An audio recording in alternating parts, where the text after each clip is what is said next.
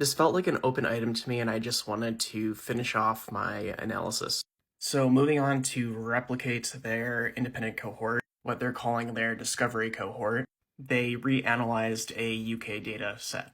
And when we jump down to the UK cohort reanalysis, it says there's 147 individuals that are symptomatic, and then there's 69 asymptomatic individuals. So they say that 17% in asymptomatic individuals had this gene, while 7% in symptomatic. So 147 times, that's for the symptomatic, so 0.07. That's about 10 people. And then 17% in asymptomatic individuals, so 69 patients times 0.17, that's 11.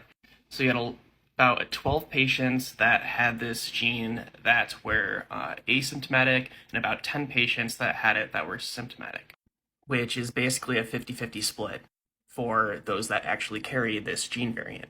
Furthermore, they try to back it up further here. 12 out of 82 individuals with European ancestry had asymptomatic disease course, where this gene was present in 25% of the asymptomatic individuals. So that's a quarter of 12, that's 4 people.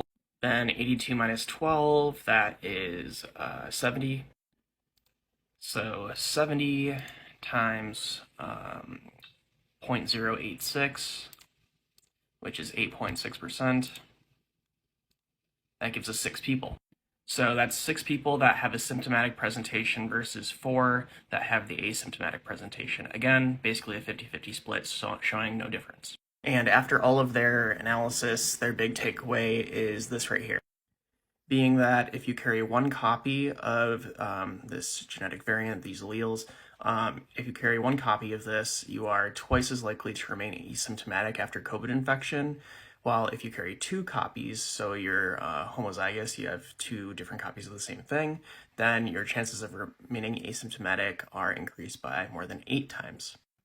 Personally, I can't find anything to support or refute this claim. It could be possible for the 8 times greater likelihood of being asymptomatic, but this could also just be an artifact, because remember, there's only 27 asymptomatic people that carried this gene.